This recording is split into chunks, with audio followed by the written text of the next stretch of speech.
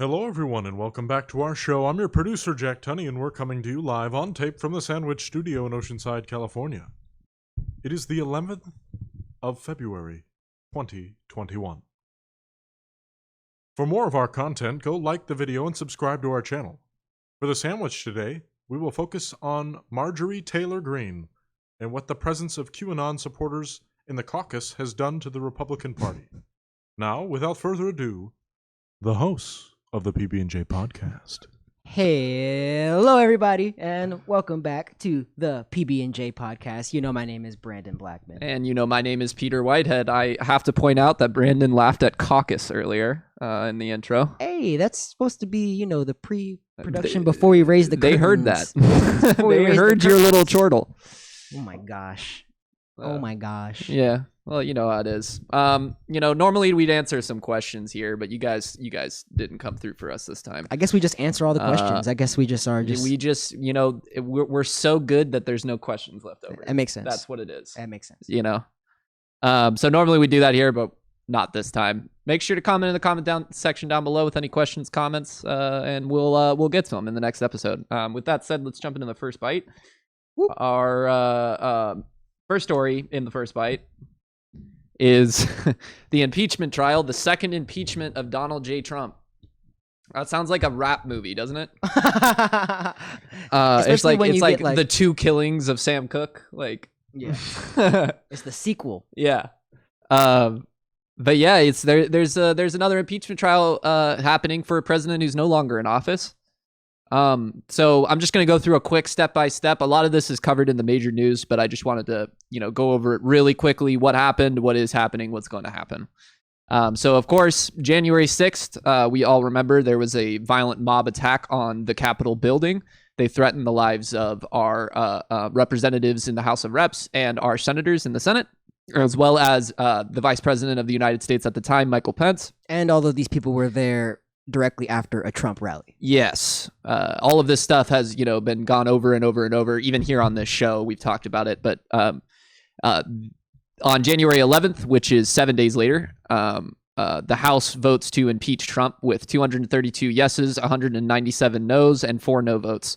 10 Republicans broke ranks and voted to impeach the president, which, that's pretty big stuff. And the charge on the Donald was incitement of insurrection. Yep. For causing the insurrection on January 6th. Now, a couple things have happened since that time. Obviously, January 11th, they impeached Trump, but the House held on to the articles of impeachment until the Democrats gained control of the Senate on after January 20th. I can't remember the exact day that they sent those over. Good politics. It was pretty shortly after the Democrats took control, and then there were a couple of things that happened once the Senate had the articles of impeachment. First of all, there was a debate on whether or not it was constitutional of them to impeach a president who was no longer sitting. A sitting president who was no longer in office. Yeah. So there was a motion to dismiss the trial on the basis that they have no jurisdiction to try Donald Trump. They were attempting to dodge responsibility here. I think, he was president. He was president when he committed the crime. I think that it's pretty clear that still a former president. Yeah, and he could run for president again of the title, constitutionally. So, that's why they're doing this. 5 Republicans broke ranks to vote to table that motion, which essentially killed it. And this happened twice, actually. They tried to get it dismissed in this way. Both times it was tabled, and then they moved on to the trial. Now both sides, the House of Representatives has sent over several congressmen who are representing the case, basically the prosecutors in this Senate case, in this Senate trial. And they give their oral arguments, as well as Donald Trump's defense attorneys give their oral arguments. They have 16 hours each to do this. And obviously they will be trying to show whether or not the president should be convicted or exonerated. It's like different days have different tasks. Like the first Yeah, day, the they first were day kinda is- arguing the jurisdiction, right? They were arguing like why they were doing it. Yeah, so that's the motion that I was talking about to dismiss the trial, because they were like, we don't even have jurisdiction to try the Donald, right? We have no ability to do this. Yeah. He belongs in a true criminal court because he's a citizen of the United States now, not the president of the United States. That was their argument. And then they had opening arguments for the actual trial, and then they had 16 hours each Of oral. to present oral argumentations. Caucus and now oral. Can you just? I'm just offering commentary, helping you move through the story. Yeah. Okay. So after the oral arguments completed, the senators, which are now they're sworn in as jurors, will be able to ask questions of each side for 4 hours each, and then both sides make closing arguments. Also, they have up to 4 hours each, and then the Senate will deliberate for a time, and that basically just means until they're ready to vote. The final vote requires that 67 senators vote to convict the president. If this does happen and 17 Republicans break ranks, another vote will be taken to disqualify Trump from future office. And that only requires a simple majority. So if he does get impeached, the ability for him to run for future office is all but certainly disqualified, because the Democrats have 51 in the Senate. There's always going to be, well, I don't think it's going to pass. You'll never get the 17 Republicans to vote for it, which is true. But I think even the fact that we'll have Republicans basically having to support this and, having to go on record in support of Trump and his actions and all of this. Yeah, they're being kind of dodgy about it, though, because they're using the jurisdiction argument to say that they have no ability to convict. Therefore, like, a conviction vote would be, like, bad. Yeah. If you think that argument is valid, that's your prerogative. I don't think that's a valid argument. I know they're just trying to defend Trump at any means necessary. I think, I'm pretty confident that he won't be convicted of this. I'm pretty confident that we cannot get 17 Republicans. No way. I mean, I think we could probably get 5 or 6, 10 if we're super lucky. No way 17. The good thing is when I'm watching MSNBC is that I don't even see that in the conversation. I see them saying, we are going to argue our case no matter what. Yeah. So good for them. I have my problems with impeachment. They said something that was pretty interesting. And it was a large portion of the argumentation from the prosecutors from the House of Reps that impeached Trump. They said that, like, there can't be a January exception to, like, the rule of power that we put over our presidents. Presidents in January can't just do whatever they want. But I don't even think that's like the argument conservatives are making in defense of Trump. I do agree. They're saying he was president in January. Now he's not president. So now we can't try him for the crime he committed when he was president. But that's a BS argument. Yeah, that's what they're saying. It's like there is no January exception. Just because he isn't president now doesn't mean that what he did isn't convictable. That's what they're saying. Yeah. And, like, if you do say that there is a January exception, that's a very dangerous precedent to set for sitting presidents, lame duck presidents, who are on their way out of office, who can do whatever the fuck they want, So I think, I think it won't happen, but I think it's important that they did it. If Trump is not convicted, which is the likelihood again, the Senate may still write a censure of his behavior, which will only require a simple majority to pass. Which, isn't conviction, but it's something. Still on the record. Yeah. I think I think there are probably I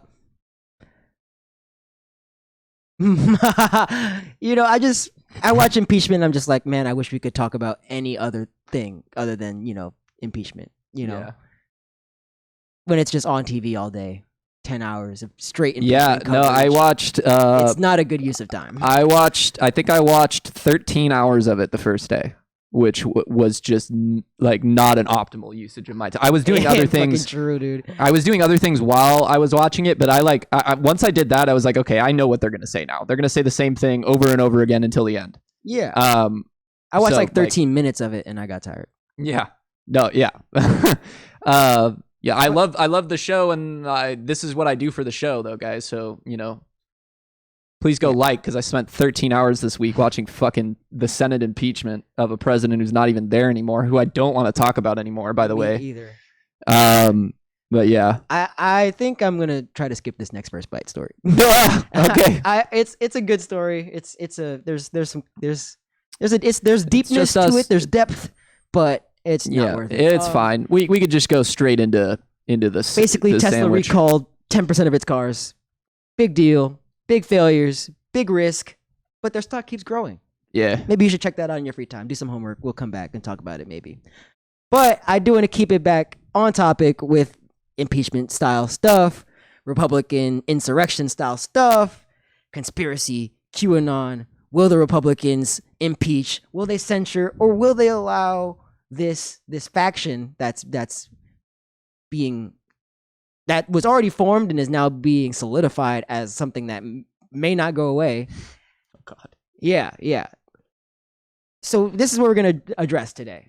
And it happened over the last 2 weeks with just the outpouring of old Instagram, Facebook posts from the new representative from Georgia who goes by the name of Marjorie Taylor Greene. One of the most infamous... What's with all these representatives and their 3 names? I know. I just hate when they call her MTG. Yeah, that's some garbage. It doesn't roll off the Magic tongue. the Gathering. That's for all you Wizards of the Coast out there. Wizard of the Coast. But yeah, so she's a new representative. I think it's interesting how she got elected. So she actually won her primary, but there was basically no Democrat running against her. The Democrat had to drop out of the election due to personal reasons. So she actually won the Republican election, and then she ran uncontested. So it's almost as if there was no check on Marjorie Taylor Greene. What do you know what district in Georgia she's from? It's like 11 or 19. I've 11 seen it or like 19. twice. I didn't remember that though. Yeah, so I just wanted to do a highlight reel, a top 10 list of all of her best conspiracy theories. I thought that would be absolutely fun to rank them from top to bottom. Rank 1. But I think it's interesting how some of these conspiracies are like things we've heard about before. Georgia's 14th. 14th. For your It's reference. interesting how some of these conspiracies aren't new, but with like an extra crazy spin on them. Yeah. The one I'm talking about to start off with is the idea that the California wildfires were started by space lasers. So This is a great one. That's the first part. And I already kind of heard about that in passing, just like some real crazy stuff, some kind of edited photos to make it look like the fire tornadoes and that kind of And thing. this is controlled by George Soros, of course. Yeah. Yes. So the conspiracy that there were space lasers was extremified by these right-wing conspiracy theorists to add in that these space lasers were operated by Jewish Zionist supremacists. So not only is it unfounded scientifically, the idea that there are space lasers that are being controlled to burn and hurt the average citizen of California, but there's also racism on top.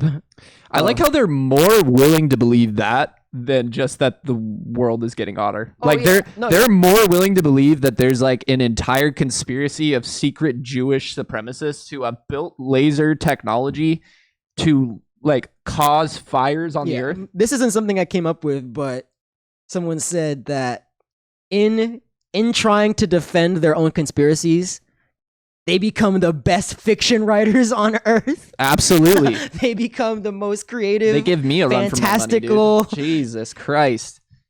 Maybe it's just getting hot. What is it? Occam's razor, right? Yeah. The easiest or the simplest answer is the likely answer. That's Occam's razor. Yes. So that's her first conspiracy. Another more basic one, a little more common. She said that she would feel proud to see Confederate statues because she said that she would feel proud to see Confederate statues if she were a black person because it would symbolize all the progress made since the Civil War. Which is just a completely brain dead take, honestly. The idea that there's two things wrong with it. One, black people do appreciate the progress made every single day since the fucking I'm sorry. I'm trying not to curse anymore on the podcast. But all the progress made since the Civil War, since the Civil Rights era, we do appreciate these things. We are not completely ungrateful people. Yeah, she's like, you need to see the literal people who were oppressing you in order to feel any form of contentment about the progress that has been made. And then she also is basically doing the same thing she accuses other people of doing by only taking one side of the story, you know? Like she's accusing black people of only talking about the bad side of American history when she is only talking about the good side of the Confederacy. Mm-hmm. It's stupid. And we are not doing the stupid thing. You did it. So that's another example. What else did she do? Let's see. I got a top 10 list here. So this is the news. This came out this week. News stories about her Facebook posts where she liked comments and posted comments and replied to people. And like, I think she had like a group page. She ran like some sort of group. Yeah. And this group posted posts that supported executing prominent Democrats by name. Nancy Pelosi, Hillary Clinton, Obama. She said that these people deserve bullets in the heads. And she's posting this on her public Facebook. And, you know, she's not afraid of getting reprimanded. She's not afraid of... No, she really doesn't care at all. She's getting likes. Yeah. She's getting followers. You know what they say, right? All publicity is good publicity. Yeah, exactly. Like the people that she wants to like be around her and wants to listen to the things that she says are now listening to the things that she says. Like if there was a quick way to make sure every idiot in the country was listening to you, get universal condemnation from Nancy Pelosi, Chuck Schumer, Mitch McConnell, like if you get the whole swath, every idiot in the country will listen to you. It's the idea that you have the right enemies. Yeah.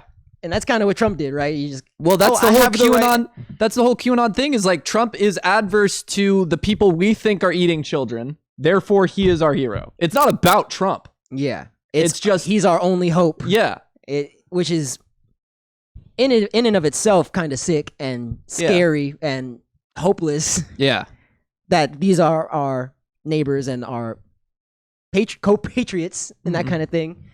That they feel so desolate. But that's kind of another topic. Back to the top 10 list of top 10 conspiracies that totally happened and are totally real. Top 10 anime betrayals.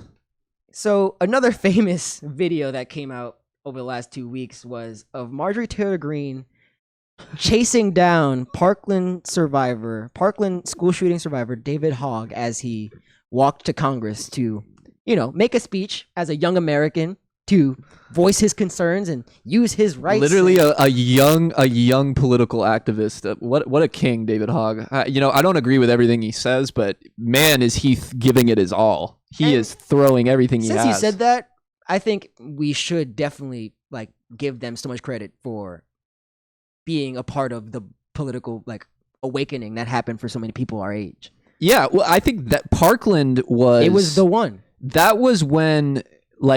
almost unanimously as youth, we said we don't want assault rifles around anymore. Yeah. That was a crazy moment. He has a big part of that. Also, I think her name was Emma. Yeah, Emma Gonzalez. Based. Obviously, super lovely speaker, very talented in rhetoric.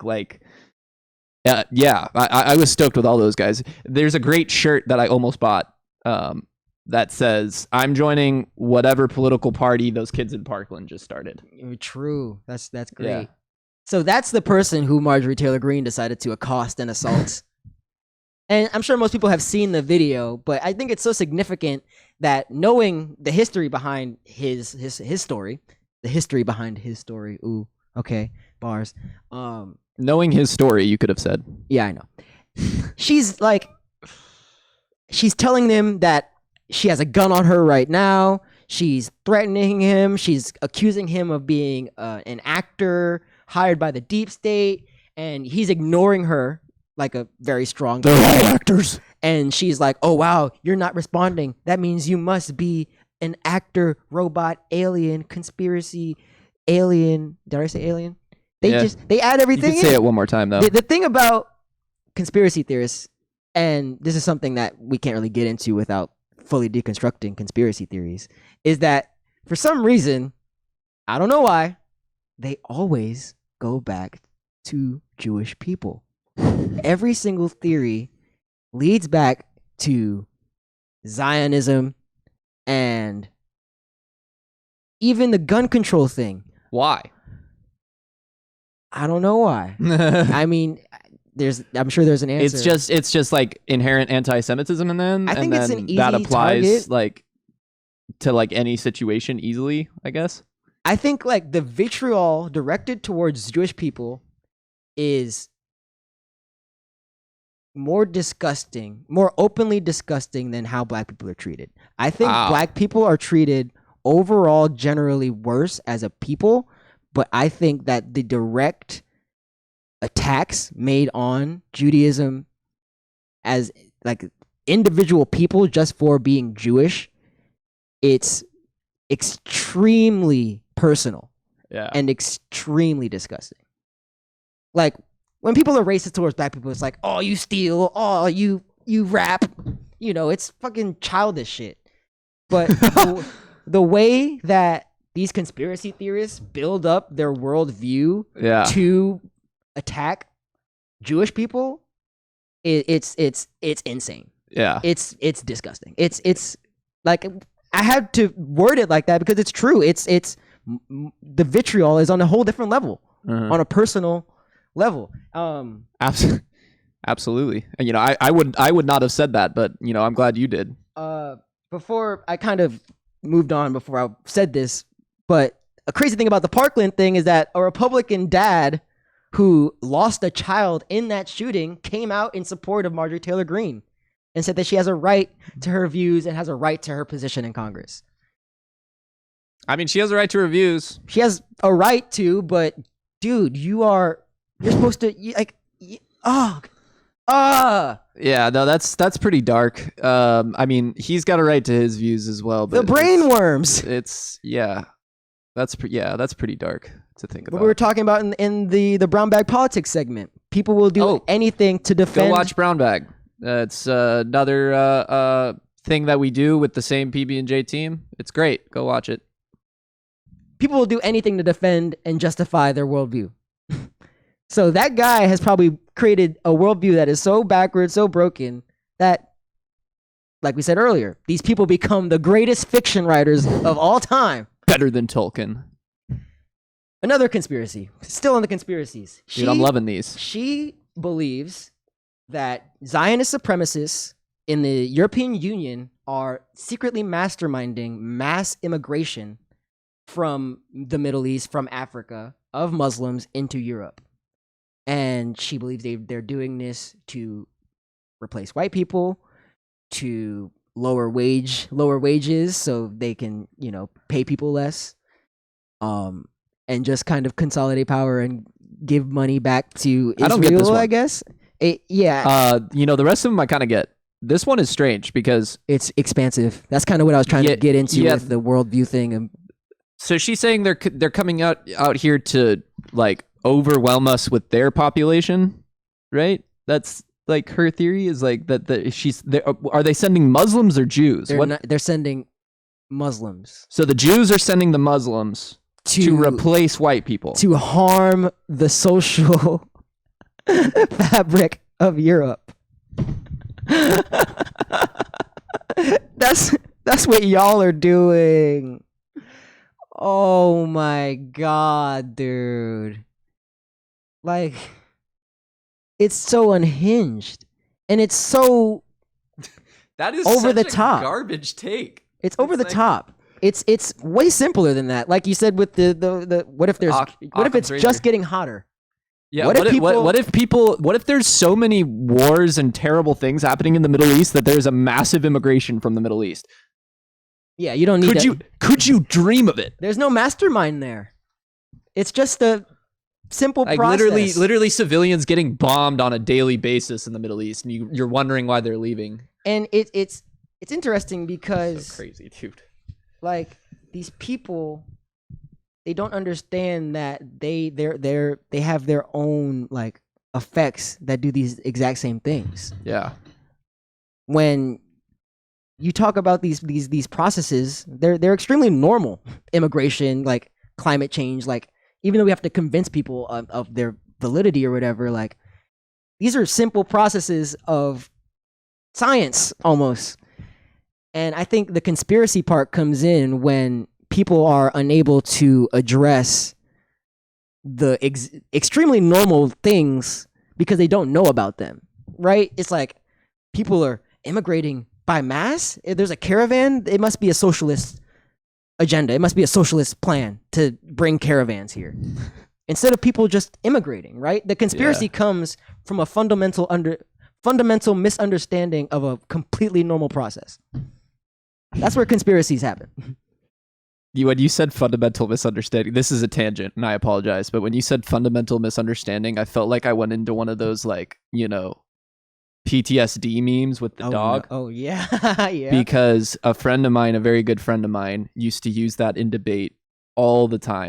I know, it's a good phrase. He'd get up and he'd say, so what we have here in this room is a fundamental misunderstanding about what the resolution is about. And it would piss me off to no end. I love the word fundamental. Oh my God. Get right Fundamental misunderstanding. Alex the Tabawada, you're not watching this, but I love you, my man. Right to the foundations we'll go. Yeah. Skip right there. So yeah, like it's a misunderstanding. And Chad Hamner, you said that too. I hate you for it as well. Conspiracy theories begin when people misunderstand normal things as weird things. So, and I think that is only more perverted in what is QAnon, which is almost too big to explain in 5 minutes or 3 minutes. There's so many different levels of it, so many different octopus limbs to so I'm not even going to try to sum up QAnon.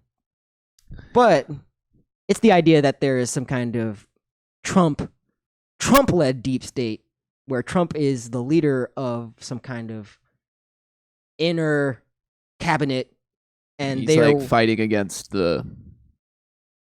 any and all Democrats, but who are eating babies. Because all Democrats eat babies. Right.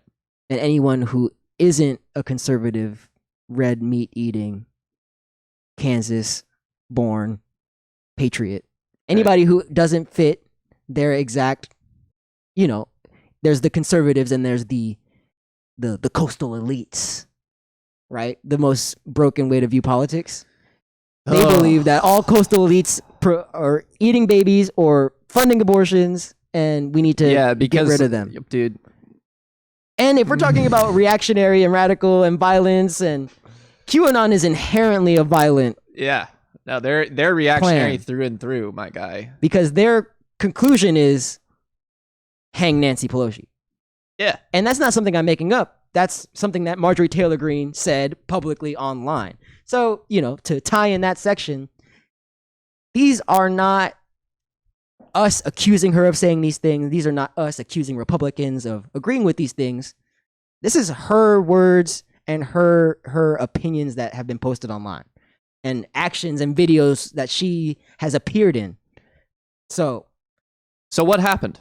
So yeah, of course there's going to be a big reaction to this kind of stuff, especially when it's coming out on Twitter. There's videos, there's screenshots, her name, her group. So I would say that there were two different reactions. On Thursday, the House held a vote on whether different reactions. Last Thursday? Yeah. 2 Thursdays. This was 2 Thursdays ago. Yes. On this Thursday, the House held a vote on whether or not Representative Greene should be removed from her position on the Education Committee. obviously she is an advocate of safe schools, and she is perfect to be in schools and around children. I'm right? not gonna let anyone who thinks that Parkland and Sandy Hook or hoaxes be in charge of education. But she can't even like treat a young person with respect. Yeah. At a fundamental. Almost said it again. Even though Republicans are condemning her actions publicly, it is important to remember their vote to keep her in power. The vote tally was 230 to remove her and 199 to keep her in her seat. And only 11 Republican House members voted with Democrats to remove Green from her committee assignments, which is actually one more than impeachment. Hey, Yeah. Hey, yo. progress. It's slowly but surely. As I discussed, the two statements by two different leading Republicans, Kevin McCarthy and Mitch McConnell, I want you to ask yourself if you think that they are truly distancing themselves from the Trump/QAnon segment of the Republican Party or just giving them a pass. So McCarthy actually came out first. So it was reported that they had some sort of private meeting where he tried to hear her side of the story and try to protect her, try to just, figure out how they're going to protect her. So after that meeting, McCarthy comes out and he says that he understands that Marjorie Taylor Greene, I hate her name so much. Yeah, just say Marjorie. Not only do I hate. I understand that Marjorie's comments have caused deep wounds to many, and as a result, I offered the majority leader, Steny Hoyer, a path to lower the temperature and address these concerns. He then continues with, instead of coming together to do that, to do a lowering of the temperature and addressing the concerns, the Democrats are choosing to raise the temperature by taking the unprecedented step to further their partisan power grab regarding the committee assignments of the other party. So basically, he's saying that, yeah, what she did was kind of wild and it was really, really dangerous and it caused deep wounds to many. Anybody who wants to remove her from her power is doing a partisan play, and they have no validity, right? So in the same paragraph, he is both calling her out and then doing nothing to do anything physical in reprimanding her. Yeah, I mean, I wonder what his path to lower the temperature was. I really do wonder. He's just gonna That's a good question. Is he? What was he gonna do? He was gonna put her on the hot seat and let Democrats ask her questions. What are you gonna do? Well, to lower the temperature about someone who literally is calling a survivor of a school shooting Little Hitler. I forgot to mention that. How are you gonna lower the temperature on that? And look at how they're trying to lower the temperature Kevin with McCarthy. impeachment, right? They're trying to lower the temperature of impeachment, which is under the rug, go brush it under the rug. They're all out here lowering temperature now, but when it was fucking December of last year, it was hot. They were ready to throw more coals into that fire. It was hot. Oh my god. And lowering the temperature means brushing it under the rug and acting like it never happened. Yeah. Which is never something I can get behind. And I do want to admit that it is unprecedented. How many times have we seen someone get removed from a committee seat? I cannot think of any. So there is something unprecedented to it, but the significance and it's undeniable why it needs to happen. She literally is just denying school shootings and advocating for more guns in school, which in the hands of people like her and the people who would be hired by her, I know she's not doing hiring, but if she's designing policy, she is not a trustworthy person for proven reasons. I want to continue with McCarthy's statement because this is an official statement. He says, while Democrats pursue a resolution on Congresswoman Green, they continue to do nothing about Democrats serving on the foreign affairs committees. Here's what that's Ilhan Omar. Yeah. That she's talking about here. He's going to start comparing the conspiracies spouted by MTG And he's going to compare them to things that have been said by quote unquote radical Democrats, far left Democrats. Yeah, go watch Brown Bag and you'll realize why they're not actually radicals. Yeah, we actually talk about that today. Or, I mean, when Yeah, that was today. sure. So he says that they continue to do nothing about Democrats serving on the Foreign Affairs Committee who have spread anti-Semitic tropes. Ilhan Omar. Yeah. He says that they continue to do nothing about Democrats on the House Intelligence and Homeland Security Committee have been compromised by Chinese spies. That's Waters. That is no, that's Eric Swalwell was pictured with a Chinese lobbyist, but isn't Maxine on yeah, that's intelligence? That's the next one. Oh, I thought she was on intelligence. No. Well, this is the exact quote, so Okay. it must be accurate. Yeah. But yeah, so Eric Swalwell was just pictured with someone who has connections to the Chinese Communist Party, but it's just a really baseless argument when you realize how much interaction our government truly has with China, how much interaction our market, like our free market, has with China. Like, you know, the NBA had to capitulate to China. They wouldn't let them do certain shirts. They wouldn't let them do certain, you know, activist movements. I mean, movies are always edited for Chinese approval. Yeah. So for him to call out this guy for just taking a picture with someone from China and calling them a Chinese Communist Party spy, unhinged. Still unhinged. Way more unhinged than just being in the picture, right? And then he continues with the chairwoman of the House Financial Services Committee, Maxine Waters. So that's Maxine Waters. Yes, who advocated for violence against public servants. Oh, was that her? That was the Trump comments, right? Yes. Yeah. She was at a gala or something. She was on stage. She was giving a speech, and she's like, anytime you see Trump, you see these people who support the caging of children on the border, people who have encouraged these policies, they should never be allowed to have a peaceful dinner again. And that was in reference to, at the time, there was that whole thing where there was I forget who it was, but it might have been McEnany. I don't know. Could have been Kayleigh McEnany. I think it was early in the presidency term. Yeah, it was pre-COVID, and people were out. Someone from the Trump administration was out getting dinner, and they got like yelled at. Yeah. By and like water throw. That was Kayleigh McEnany, wasn't it? I don't think it was. I think it might have been Huckabee. It was Sanders. It was. Yeah, and everybody's like, "Isn't she's so nice? How could they do that to her? How could liar, literal liar on a daily basis?" Yeah. And obviously, when she's saying they should never be allowed to have a peaceful dinner, she's not saying go and punch them in the face and go flip their table and steal their car. It just means tell them that they're being like a bunch of dicks, right? It's the kind of politics that doesn't stop. Yeah. It's, if I see you, you are a representative of our people, and I have something to say to you. Yeah. It's a different style of politics. You can have problems with it. It's not perfect. It can go wrong a lot. But to say that she's doing violence against public servants, and to say that it's equivalent to anything that we've already explained MTG to say, not equivalent at all. Not equivalent at all. Yeah, and talk about Omar and Swalwell too.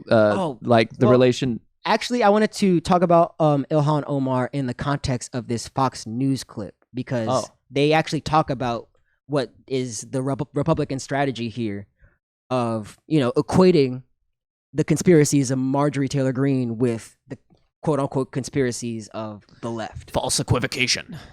Yeah, you can load it up. So let the guy at the beginning speak, and I'm Got this. Appreciate it. Nice to see you. Jackie Williams with me now. Josh Holmes as well. Gentlemen, welcome to the program, and good morning. Let's pick up on the Ilhan Omar tit for tat. She said, Israel has hypnotized the world. May Allah awaken the people and help them see the evil doings of Israel. She later said it's all about the Benjamins, baby. Is this a tit for tat, Juan? And would you that is the understand most that? Terrible. Pause it. Is that a tit for tat, Juan? Is that so? I think that might be one of the worst out of context statements of all time. One, not what she said. Two, what she said has political value. So it's like anti-Semitic now to be against the actions of Israel? Is that what it is? It's a very fine line. Fuck. It's a very scary fine line. Oh God. And you know, But they're not like, it's not like, yeah, it's the Jewish state, but it's not all Jews. and I talk to Jewish people, and even they understand this. So I do think that, I don't know if it's, sometimes it seems like it really is just a ploy to stop criticism of Israel, and that isn't the point here, really. I think the main point is that it is okay to like criticize a country, especially when that country has influence over a different country, our country. I think what she was saying was purely, we should not allow. First off, the whole part about that we need to give them Allah is not what she said. She was saying that people need to pray for moral sanctity to stop them from practicing the actions of what's happening between Israel and Palestine in Gaza. She was saying that the only way for them to stop is to pray and to find moral healing within themselves. She wasn't saying that they need to convert to Allah and right? The way he said that was so disgusting, right? Yeah, but I've come to expect that of Fox News, though. Like, I mean, I was a little shocked when I heard him say it just now, but like for the most part, like that's what they are. Yeah. They're Mask off, too. they will present to you a story that, you know, looks like news, but is really just their like bullshit opinion. Yeah, it's their feelings, it's their interpretation of things, and then it's on purpose, right? So Yeah. it's not even like, I think that of a lot of news media sources, but Fox is certainly the worst. they wrote that segment to make her look bad. Yeah. That's not what she said.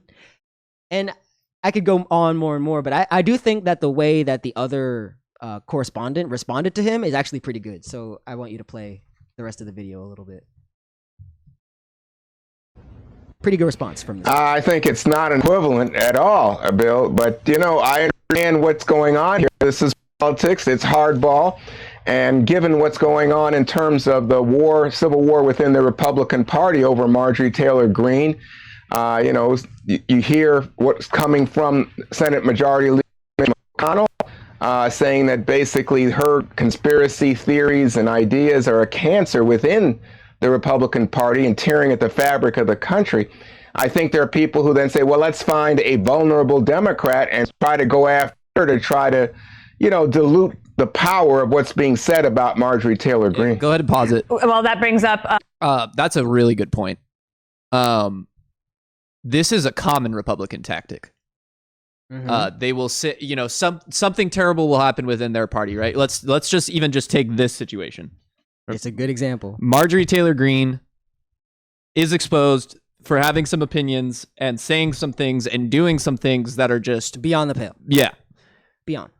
So what they Absolutely do is they like will blast someone else, right, for with a similar charge to make it seem as though they are not the bad guys, right? Like there is good and bad on both sides of the spectrum, right? That's what they're trying to say. Yeah. And like, yeah, it's a good strategy, I think. I think a lot of people will see this strategy and be like, yeah, fuck Ilhan Omar, right? Like, It's a strategy, yeah. especially when you've got Trump already building up all of the and you have animosity the towards- anti-Muslim sentiments. It's all there. And it's all there. It's built for you, pre-made. You just have to like pull the trigger, right? Yeah. Um, And especially when they have said things that can be seen as iffy. Like, another thing about Ilhan Omar is that she went out and apologized. And she was actually censured for her comments. and she voted for it. She voted for it. for her own censure. Yeah. Because she had, like, she apologized. She's like, you know, first off, English is like a second language. These things, the cultural relationship between me and my American Jewish friends is a new thing, and I'm learning every day. And just the perfect freaking apology from an honest, like, good-hearted person who literally said something a little off. Mm-hmm. You know, and Compared to Little Hitler. compared to chasing down this kid, right? And just the idea that these are in any way equal or even comparable is it's bonkers. It's absolutely bonkers. And you know, it doesn't stop with Fox. Like, I mean, when people call, and this is a slight towards my liberal friends, when we don't bring in AOC, when we let Republicans call them radicals, when we let Republicans call Bernie Sanders radical, we are basically hurting our own movement in some ways. So I think we do need to defend our people a little better. For sure. But let's continue with what the Republicans are doing, because I love that they're infighting. It's usually just the left. So we're seeing some right-wing infighting, and it's fucking beautiful. Absolutely great. We got Mitch McConnell saying something that I actually agreed with. Money Mitch. Let's see. The headline was crazy. I just, open up your news and you just see Mitch McConnell calls Marjorie Taylor Greene a cancer on the Republican Party. Yeah, they just said that in the clip too. The individual that the correspondent that the host asked, it was said, first he said, oh, there's no real equivalence here, and then he said, Mitch McConnell himself, for a lot of people, he's like the face of the Republican Party. Mitch McConnell himself is coming out and saying she is a cancer. Like, he also went on to say that somebody who suggests that perhaps no airplane hit the Pentagon on 9/11, that horrifying school shootings are pre-staged, and that the Clintons crashed JFK Jr.'s airplane. I don't know what that one is. That's a real conspiracy I have no idea theory. What that is about. Someone who suggested all of those things is not living in reality, said Mitch McConnell of Kentucky, referring to the handful of conspiracies that Greene has publicized in the past. This is a pretty important statement. I think it represents what Mitch McConnell feels like his mission is. He says that this has nothing to do with the challenges facing American families or the robust debates of substance that can strengthen our party. I don't know exactly what robust debates he's talking about there, because I don't know exactly. When was the last time there was a robust debate about anything in the Senate? I think that the Republicans have kind of ruined their legitimacy on a lot of issues with their flip-flopping and their. So I don't think there's any robust debates of substance like Mitch McConnell does, but I think that if he's serious about how hard he's coming out against Marjorie Taylor Greene, it is important, because his voice, like you said, he is the face of the Republican Party, and right now the Republican Party is the Trump Party.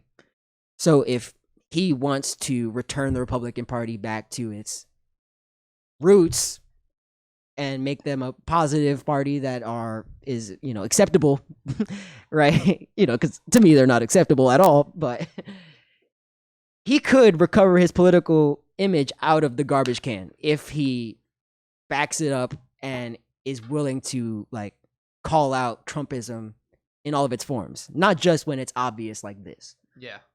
Because one, Marjorie Taylor Greene is definitely not the only representative that believes this stuff, right? Do you think that?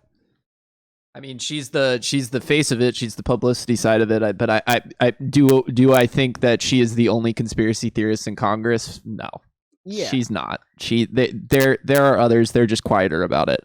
So, in my conclusion, I think I love Mitch McConnell's response. I do. I think it's important for him. It's safe to say he and you agree on this particular issue. Oh no, no! I take it back. I take it back. I take back. I think it's important for parties to challenge itself. Yeah, and absolutely. That's important to me as being a Democrat. And I like seeing it for the Republicans too, because oh boy, it doesn't happen a lot, because they stick together. But I think it falls apart when people say stuff in public that they're not supposed to say, such as Trump. Whoa, don't say tax cuts. Whoa, don't say all that racist stuff. Whoa, don't call them rapists. They're rapists, and some of whom, I assume, are good people. So Mitch McConnell, I think, is only doing this because it will clean up his political image. I think it can and it A bit. will. A bit. There, Yeah, I mean, as much there's as it gonna be can. there's gonna be no. I think that you cannot clean up 10 years of obstructionism. I don't think you can. I don't think you can clean up the Republican Party, No, but that's a different debate. but yeah. And that's when you ask, which is the real Republican Party? Is it the Trump? Has it gone too far? Will it ever come back to the classic conservatism that we talked about in Brown Bad Politics? Yeah. Or has the nationalism, has the American exceptionalism, basically gone off the rails and is Taken over. There's no way of stopping, That's not something we're here to answer exactly. That's something we're going to be watching for. What is the Absolutely. real Republican Party from now on? And we'll know soon enough, I think. Yeah. Yeah, I think it'll become apparent in the next 5 years or so. It's happening every day. Yeah. We're going to see after the impeachment. The impeachment's going to have a huge effect on the Republican Party, how they respond to Marjorie Taylor Greene going forward.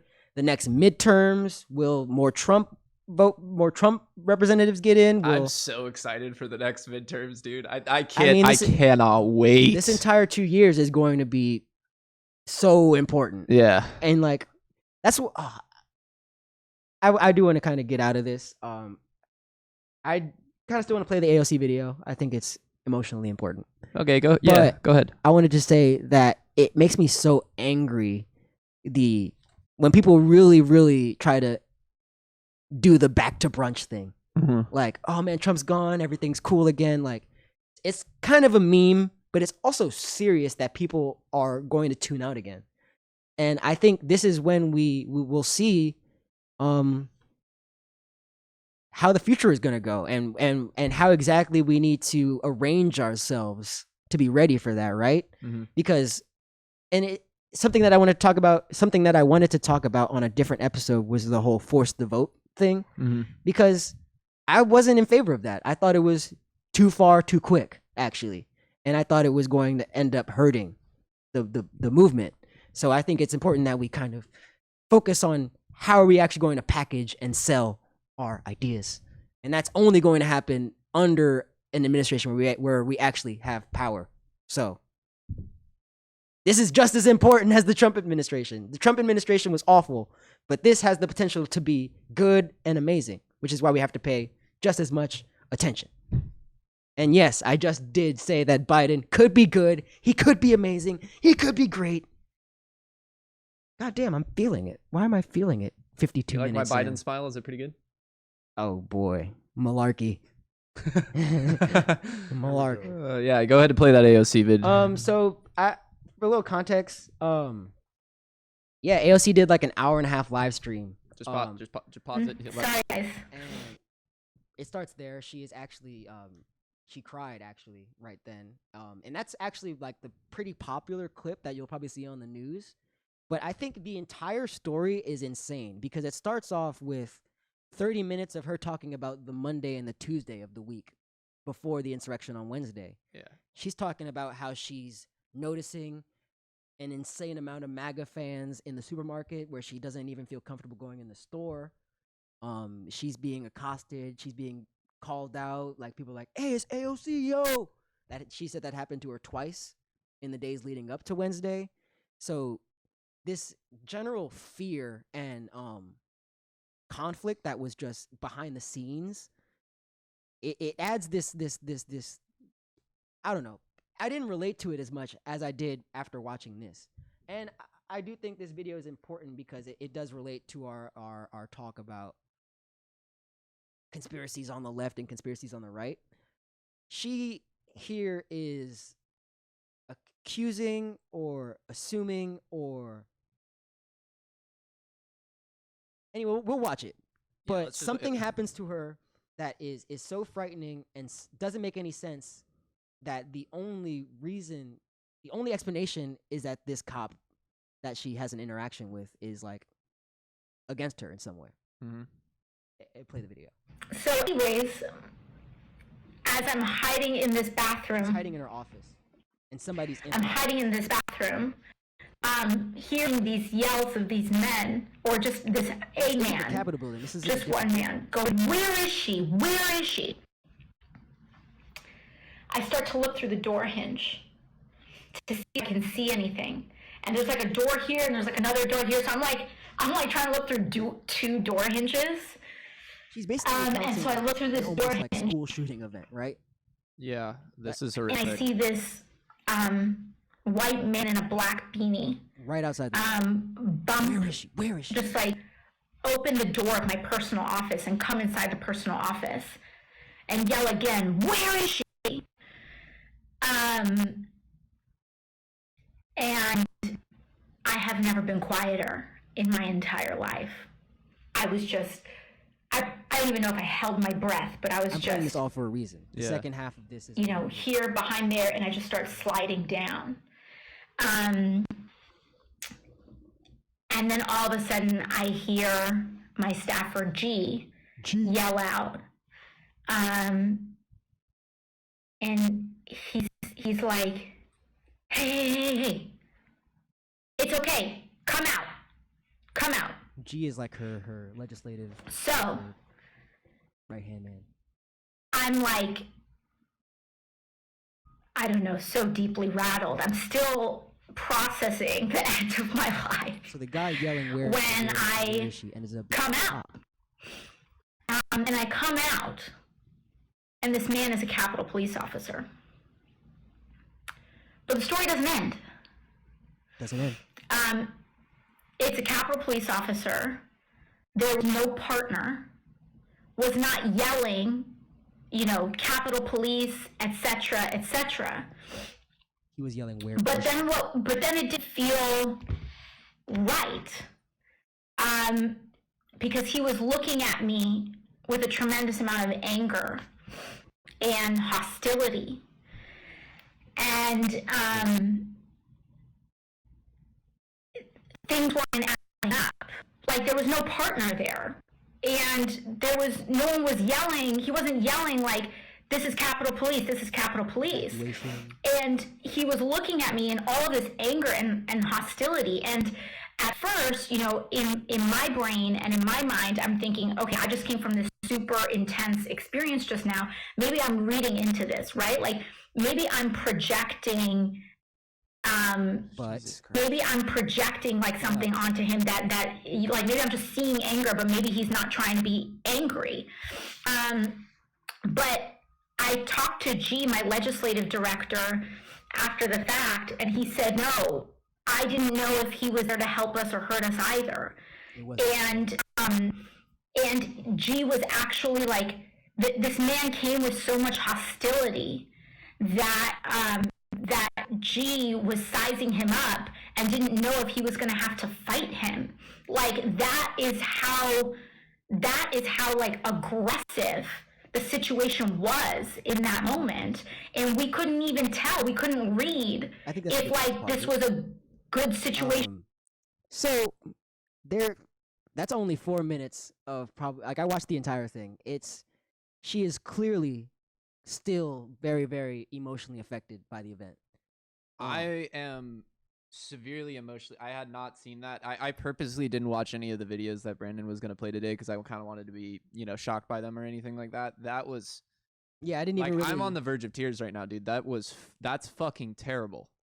Just imagine that though, because he's not yelling, Capitol Police, it's time to get out. There's something going on, and that was only a 4-minute segment. The part of her hiding in the bathroom is like a 15-minute part of the story. She goes to her office and someone's in there already. And then she hides in the bathroom in her office, like, because it's like a 2-door, 2-hallway kind of situation. She's like across from her office, and I just wanted to compare. If you think that what she said wasn't true, which is okay, you might think she was overreacting. That I want to vomit. That's how true I think that is. Yes, but. And if we know that a lot of cops are Trump supporters and probably don't like AOC, we saw them. We saw they were taking selfies with the fucking guys in there. Add that in there. But if you don't think it's true, just look at how she addressed her own concerns. She was like, maybe I saw things wrong. Maybe I was going through something, so maybe I overreacted. Yeah. She's doing all of these like checks on herself, like things that a conspiracy theorist would never do. So she wasn't on the floor of the house when they entered the building? No. She was in the offices. Yeah, because it's like a separate office building or something. Oh my god. So the next thing that she says is, which is still related. She says that the cop didn't tell them to go anywhere specific. How long is this? It's an hour and a half. I'm watching it. The first 40 minutes are even more substantial. Like it's crazy. But yeah, she's checking herself. She's like, maybe I did something wrong, maybe I looked at it wrong, but then G is like her legislative director, G is his name, I guess. He's like, "No, I was right there with you. That guy was acting angry, aggressive, and I thought that I almost had to fight him." That's nuts. That's real. Like whatever they experienced happened because she second guessed herself, he second guessed himself, and then they both agreed separately. Like, and to think that the Republicans are going to try to compare Marjorie Taylor Greene and AOC, these are not equal extremes. AOC has proven, this is kind of a weird way to say it, not proven herself to be a victim, but she's gone through things clearly, not only in her time in Congress, but in her upbringing, being a Latinx woman. It's like she just has this sense of human, like just humanity that is not available in the vitriol that Marjorie Taylor Greene spits. There is no equivalent at all. Yet. Brandon, I'm so shaken, dude. Dude, you have to watch the whole thing. And that's when I'm seeing like the headline was like AOC announces that she was sexually assaulted. AOC announces that she was a victim of assault. That was kind of the headline of her live stream. That was not even close to the most important part. The first 30 minutes where she's dealing with the increase in threatening behavior, the in the moment events, and then the days afterwards where people pretended like she didn't experience anything. The live stream is the best primary document of the Capitol, even though it's a retelling. And that's why I had to play it. I had to play it. Like I had a whole 10-minute clip. I had to cut it down. But you saw that was important, right? Yeah, no, that killed me. Like on a deep and fundamental level, like I felt a lot of empathy for her. Oh man. Especially if you've gone through traumatic shit before, like. Well, if you've just been threatened in that way before, which I have been, like. And AOC knows that they're looking for her. Yeah, and that's even worse, right? Because I wasn't like hiding or anything, in my particular instance, but like any time that your death is available, it's there. Can see, if you can see it in your fucking brain, like where is she? Yeah, I mean we gotta move on because I want to end the show, but that's not help. It's not help. Yeah. So the milk, Jesus, refresh, huh? I mean we yeah, you gonna talk about Baze? No. Okay, so then we'll just talk about my birthday. My birthday is 2 days from now, and I'm very excited. I'm be 22 years old. Oh my god. Prime 22. That was my football number in high school. Oh wow. Yeah, I was not the running back. Yeah. But it's a fun time. I'm ready to be 22. I had fun being 21. Had a great year. Ups and downs, but a good year. This guy. Me, who is also coming into my 22nd sometime soon. Yeah, what year? Yeah, I only went to 2 bars. I turned 21 on February 13th of 2020. March 15th of 2020, everything closed. So I know. I mean, that's a better experience than some of y'all who turned 21 during the pandemic. But yes. But yeah, I'm excited for it. I don't even know what I'm gonna do. Are we doing something? We're gonna do a little. We're gonna kick it. Little. We're gonna kick it. Maybe a little hot tub. I like hot tubs. Yeah, a little hot tub, little martini saucers. Little hot tub. Little get real drunk. Drink fancy drinks. Fancy drinks. Take ethanol. What? Wait, what? Straight ethanol. I'm not Oh, drinking yeah. any ethanol. You It's can not you my can enjoy version. that by yourself, Do you Jack not Tunney. know what that You're is? welcome Do you to. not know what that is? No, I know what ethanol is. Of course. Do you, I'm just. do you have any Maybe any goals? Do you have anything you want to see in this next year? Do you have anything that you saw this year, and do you have anything you want to see over the next year? What do you? Well, this year I felt very graced by the friendships and relationships that I had. Just because I witnessed a lot of other people in my life lose friends during the pandemic, lose friends during the presidential election. You know, it was a very divisive year, and I felt very blessed to have friends who, you know, don't agree with me on everything, but are willing to talk about it at least, and not just, you know, shut me out completely. So very grateful for that. In the next year, I hope that I can find a little bit more happiness in myself, a little bit more happiness to be by myself, and you know, maybe just some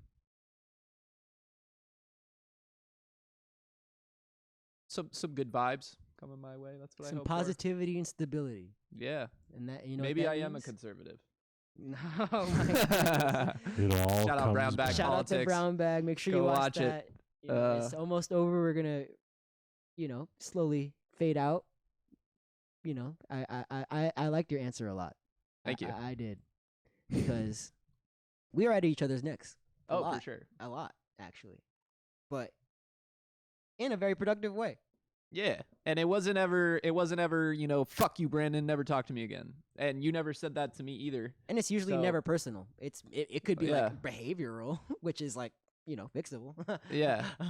So, you know, I am super grateful for that, but yeah. Yeah, man. No matter what, all the bad things that happened in 2020, like a lot of positive shit did happen. Mm-hmm. Such as I do believe, as a friend group, we have gotten very strong together. Watching our show. We hope you enjoyed this one. We'll see you next week for another PB&J podcast. Check out the Brown Bag. It's comes out weekly with the PB&J. Whoop.